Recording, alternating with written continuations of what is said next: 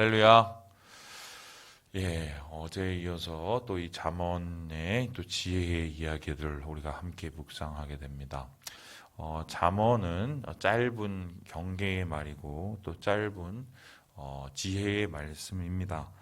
특별히 이 잠언의 말씀은 솔로몬의 잠언으로부터 시작을 하지만 솔로몬 혼자 이 잠언을 다 쓴 것이 아니라 솔로몬 때로부터 히스기야 왕 때까지 이르러서 유대의 많은 전통과 역사 가운데서 이 지혜자들의 이야기를 담아서 편집하여 만든 책이 바로 잠언이라는 책입니다.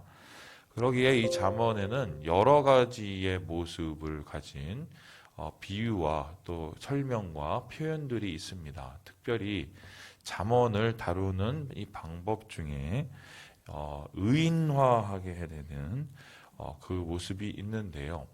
오늘 말씀에서 나타난 것처럼 이 잠언의 말씀을 우리가 들을 때 지혜를 여인에 비유하여서 설명하는 이 모습이 성경에 여러 곳 나타나고 있습니다. 우리 함께 말씀을 같이 한번 읽어보도록 하겠습니다. 우리 20절의 말씀을 읽어봅니다. 시작. 지혜가 길거리에서 부르며 광장에서 소리를 높이며. 지혜가 길거리에서 부른다, 광장에서 소리를 높인다 라고 얘기하고 있습니다. 그러면 이걸 어떻게 생각하시면 되냐면은 여성이에요. 한 여성이 길거리에서 막 소리를 쳐요. 그리고 광장에서 소리를 쳐요. 길거리와 광장에서 소리를 친다는 것은 어떤 의미냐면은 둘 중에 하나예요. 뭐를 팔려고, 그렇죠? 보통 뭐를 팔거나 뭐를 초청하기 위해서 그렇게 소리를 치거나 아니면 억울함을 당하는 것을 자기가 찾을 수가 없어서 그것을 항변하기 위해서 소리를 치는 경우가 있습니다. 그런데 오늘 이 잠언 1장 20절에 나타난 지혜의 소리는 정확하게 얘기하면 초청의 소리예요. 사람들을 자기에게로 오게 만드는, 초청하게 만드는 소리가 바로 지혜의 소리입니다. 그렇다면은 제가 질문을 한번 해보겠습니다. 우리 생각에는 지혜라는 것은 앞에서 우리가 보았듯이 여호와를 경외하게 만드는 삶입니다. 그래서 사람들이 경외하게 만들기 위해서 하나님께서 지혜를 주시고 그 지혜의 길을 갈 때 하나님을 경외함으로 복을 받게 하는 것이 지혜란 말입니다. 그러면은 아무리 그렇다 치더라도 제 생각에는 의인화해서 비유를 하려면 굳이 여자의 모습으로 하지 않고 남자의 모습으로 하는 게 낫지 않을까요? 왜냐면은 제가 지금 여성 차별적인 발언을 하는 게 아니라 이 당시의 정황을 생각을 하면 지금으로부터 몇천 년 전의 이야기인데 지금의 여성 인권이 아무리 이렇게 올라와도 아직까지도 무슨 유리천정이니 아니면은 성차별이니 이런 얘기가 있는데 지금으로부터 한 3,000년 전 이때의 상황 우리로 따지자면 여러분 생각을 해보세요. 무슨 삼국시대 이전이죠. 그때의 상황에서 여성의 지위 땅이죠. 땅밑이에요. 그리고 특별히 이스라엘 공동체에서는 여성이 가지는 지위가 더욱더 그렇지 않았습니까? 물론 주변에 있는 다른 이 사람들, 다른 나라, 다른 민족에 비해서 하나님께서는 여건을 분명히 중요하게 여기시는 건 사실이지만 그래도 여성의 소리는 남성의 소리보다 힘이 없어요. 이 당시에요. 근데 왜 굳이 지혜를 의인화시키고 비유를 하는데 여성이 광장에서 소리를 지르면서 사람들을 초청하는 것처럼 이런 비유를 했을까? 저는 오늘 말씀을 묵상하면서 그게 맨 처음엔 좀 이해가 잘 안 되더라고요. 그런데 말씀을 잘 읽어보니까 그 이유가 조금씩 이해할 수 있겠던데요. 우리 함께 24절의 말씀을 같이 한번 읽어보겠습니다. 시작. 내가 불렀으나 너희가 듣기 싫어하였고 내가 손을 폈으나 돌아보는 자가 없었고. 이거 보세요. 지혜가 와라, 지혜의 길로 와라 라고 얘기를 했어요. 그랬는데 그 소리를 듣고 그 초청을 듣고 오는 사람이 많았어요, 적었어요? 적었단 말이에요. 그렇죠? 그러고 나서 지혜가 할 수 있는 일들이 뭡니까? 사람들을 데리다가 돌아다니면서 집마다 문을 두드리면서, 야, 너 어제 내가 불렀는데 너 왜 안 왔어? 너 가만히 안 놔둘 거야? 아니면은 그 다음 집에 가서 니네 집 내가 그냥 엉망진창으로 만들어 버릴 테니까 알아서 해. 이러질 않아요. 그렇죠? 그냥 부르고 기다려요. 안 오면 애타해요. 이런 부분이 어떻게 보면 여성의 이미지와 맞아 떨어진 거예요. 이게 무슨 소리입니까? 옳고 그르고 그리고 확실하고 틀리고 이것에 대한 정확한 정답이 지혜에겐 있어요. 그래서 지혜의 길로 가면 삶 속에서의 의와 거룩과 성남에 이를 수 있는 확실한 길을 발견할 수 있어요. 하지만 지혜는 이것이 길이라고 얘기를 할 뿐 강요를 하지 않습니다. 이유가 뭘까요? 세상을 살아가는 이 방법은 각자가 스스로 선택하는 것이기 때문이에요. 아무리 옆에서 야, 너 그러면은 너 안 된다. 너 그러다가 너 큰일 난다. 너 그러다가 너 엉망된다. 얘기를 해봤자 얘기를 한 귀로 듣고 한 귀로 흘러버리면 그냥 끝이에요. 자기 삶은 자기가 살아가는 거기 때문에 아무리 좋은 얘기를 많이 해줘도 그것을 받아들이지 않으면 그거는 백해무익한 것이 되어버립니다. 이게 지혜의 한계자 말씀의 한계죠. 어떤 분들은 똑같은 말씀을 듣고 목사님 정말 제 인생에 오늘 정말 은혜를 너무 많이 받았습니다. 가끔씩 이러신 분이 있어요. 저는 그때 깜짝깜짝 놀랍니다. 왜냐면 오늘은 내가 좀 말씀을 내가 좀 부족했나 막 이렇게 생각을 했는데 하필이면 그날 그렇게 은혜를 많이 받으셨대요. 이게 내가 하는 게 아니구나. 어떤 날은 제가 막 정말 의기 있게 설교를 되게 많이 준비를 잘하고 이 정도면 내가 그래도 최선을 다했다고 싶어서 강단에서 딱 내려오면은 반응이 별로 없는 날이 있어요. 그러면 제가 이거 별로 이거 이거 하나님이 하시는 거지 내가 하는 게 아니고 이런 생각이 드는데 그 소리는 반면에 뭐냐면 아무리 설교자나 아무리 이 말씀을 준비하는 자들이 많이 준비를 하고 또 정성껏 준비를 하고 최선을 다해 준비를 해도 결국 이 말씀이 열매를 맺고 말씀이 마음을 열고 말씀이 결론을 맺기 위해서는 받는 자의 마음이 중요한 거예요. 우리가 요한계시록 라오디게아 교회에게 예수님께서 말씀하시는 바를 우리가 분명히 알죠? 예수님은 막 경계의 말씀을 막 합니다. 니네 그러면 가만히 안 놔둬. 니네 나중에 뭐 내가 저거를 찾을 거야. 아니면 아이고 잘했어. 막 이렇게 칭찬과 또 비난을 막 하시는데 결론적으로 라오디게아 교회 그 마지막 교회에 책망을 하시면서 예수님의 결론이 뭐냐? 나는 그냥 두드릴 뿐이야. 그죠? 그래서 니네가 마음을 열어야 돼. 열면은 들어가서 너희와 함께 거하고 함께 살겠지만 열지 않으면 나는 들어가지 못해. 이게 주님의 말씀의 결론이에요. 그러니까 지혜라는 길도 좋고 확실하고 은혜롭고 이게 중요한 것도 있지만 그것보다 더 중요한 건 그것을 듣는 사람들이 어떻게 그것을 받아들이냐 이지요.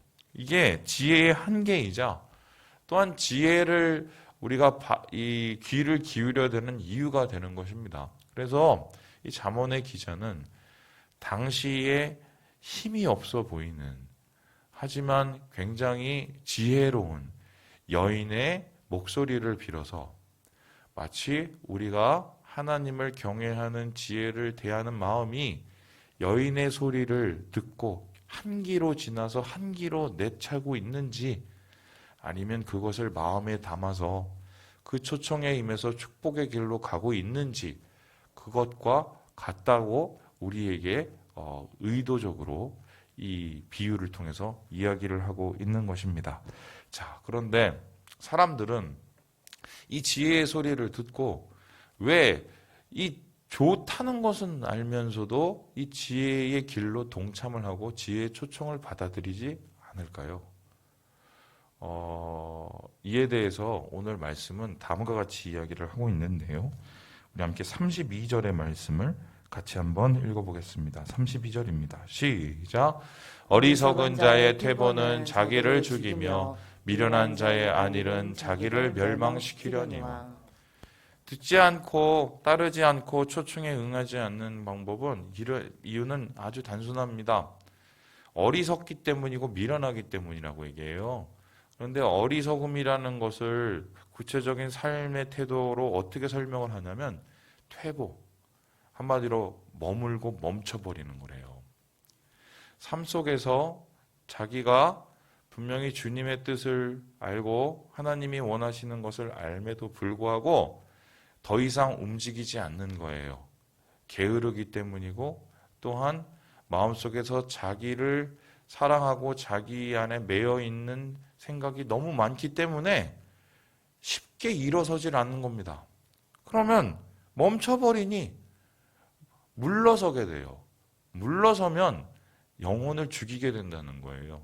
뿐만 아니라 이 미련함을 성경에서 뭐라고 얘기하냐면 안일함이라고 얘기합니다. 그럼 미련함이라는 것은 뭐냐면요.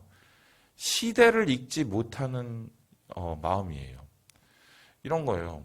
지금 막 집안에서 그 솥이 타고 있단 말이에요.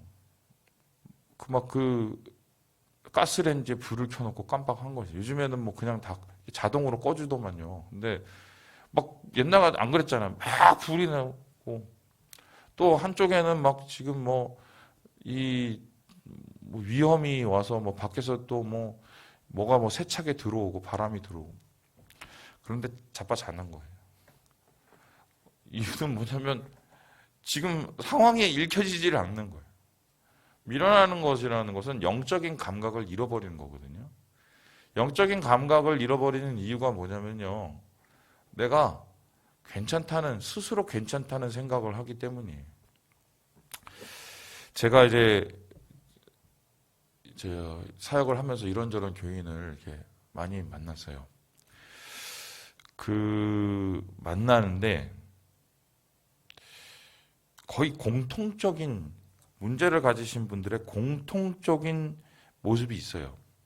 두 가지가 강한데요. 이 첫 번째는 자기애가 굉장히 강해요. 그래서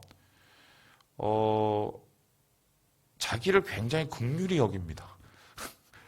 그래서 자기를 긍휼히 여기는 게 목사님 뭐가 문제냐고 생각할지 모르겠지만 자기만 굉장히 긍휼히 여기고 자기만 굉장히 사랑하다 보니 남이 보이지를 않아요.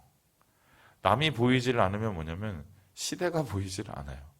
그래서 자기에 충만한 사람의 두 번째 특징이 뭐냐면 지극히 생각이 자기 중심적이에요. 그래서 내로남불, 그죠? 남이 하면 불륜, 내가 하면 뭐예요? 로맨스. 자기에 대해서 굉장히 관대해요. 반면에 자기애가 강하기 때문에 남에 대해서는 굉장히 편협해요. 그래서 어떤 충고를 듣거나 어떤 상황에 대한 분명한 지시나 또 분명한 이 현실에 대한 얘기를 해주면 스스로 차단을 해버려요. 자기는 평안하다는 거예요. 제가 봤을 때는 지금 막 불타기 일보 직전인데 자기중심적인 자기애적인 생각에 사로잡혀 버렸을 때 우리는 영적인 감각을 잃어버리게 되고 영적인 감각을 잃어버리면 미련하게 되고 미련하게 되면 안일하게 되죠. 이거는요. 과거에 신앙생활을 잘했던 분, 뭐 기도빨이 굉장히 셌던 분, 또 아니면 교회에서 봉사를 굉장히 많이 했던 분, 이거하고 전혀 상관이 없어요. 제가 항상 얘기하지만 신앙은 오늘이에요. 오늘 내가 하나님 앞에 어떻게 서고 주님께 어떻게 무릎을 꿇고 또는 주님 앞에 내가 어떻게 나아가느냐가 이게 신앙인데 과거에 내가 어떻게 행동하고 물론 그런 것들이 나의 문화가 되고 나의 소양이 될 수는 있겠으나 결국 그것으로부터 멀어져서 자기중심적인 생각에 빠져버리면요. 안일함에 휩싸리고 그래서 퇴보하게 되고 결국은 멸망하게 되는 반지혜의 길을 걸을 수밖에 없다는 것을 오늘 말씀을 통해서 우리가 알게 되는 것입니다. 그래서요, 이러한 자들에게 지혜는 끊임없이 소리쳐요. 와라, 돌아와라, 그리고 다시 회복해라. 하지만 그 소리를 끊임없이 미련한 자와 어리석은 자는 귀를 막고 듣지를 않습니다. 그러면 이런 어리석은 자와 미련한 자의 최종적인 모습은 어떻겠습니까? 우리 함께 31절의 말씀을 같이 한번 읽어보겠습니다. 시작. 어리석은 자의 태보는 자기를 죽이며 31절입니다. 시작. 그러므로 자기 행위의 열매를 먹으며 자기 꾀에 배부리리라. 한마디로 보응입니다. 보응. 보응이 뭡니까? 자기가 파놓은 구덩이에 자기가 빠지는 것. 자기가 엮어놓은 이 함정에 자기가 떨어지는 것. 이걸 보응이라고 합니다. 그래서 하나님께서 하나님의 길을 따르지 않는 사람들을 대하는 이 일종의 그 처분이 뭐냐면요. 은혜의 손길을 걷어버리시는 거예요. 은혜의 손길을 걷어버리시니까 어떻게 해요?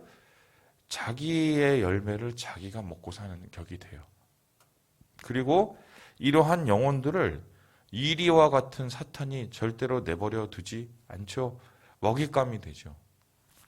저는 이렇게 무너지신 분들 정말 많이 봤어요. 과거에 정말 신앙생활 잘한다고 스스로 생각하시던 분들인데요. 정말 얼마 되지 않아서 스스로의 반지혜로운 길을 가서 스스로 망가지고 스스로 어글리해지는 분들을 제가 몇 분 만났거든요. 이게 우리의 모습이 될 수도 있다. 예. 우리의 모습이 될 수도 있다. 나의 모습이 될 수도 있다. 왜냐하면 사람의 본능은 지혜의 목소리를 듣고도 반대의 길을 가려는 일종의 죄의 간성이 있기 때문에 그렇습니다. 그래서 오늘 이런 이 지혜의 외침을 듣고 오늘 우리가 다시 한번 눈여겨봐야 되는 마음의 소리가 무엇이겠습니까? 우리 함께 23절을 읽고 마무리를 해보겠습니다. 23절입니다. 시작. 나의 책망을 듣고 돌이키라. 보라, 내가 나의 영을 너희에게 부어주며 내 말을 너희에게 보이리라. 지혜의 길은 돌이킴의 길이다. 예. 하루를 돌아볼 수 있는 삶의 5분만 있어도 우리 인생이 망가지지 않습니다. 내가 말을 하기 전에 고민하는 5초만 있어도 우리의 인생이 엉망이 되진 않아요. 돌아보고 돌이키기 때문입니다. 여러분, 돌아보고 돌이키게 되면 성령을 부어주신다고 말씀하시죠? 그러면은 이거를 좀 현대적으로 해석해 보면 이런 말이 됩니다. 성령이 하시는 일이 뭐냐? 나를 돌아보고 주님께 돌이키게 하시는 거예요. 나의 죄와 나의 또 하나님의 의로움과 또 마지막에 심판을 생각해서 돌아보고 돌이키게 하시는 일을 하는 것이 바로 성령이세요.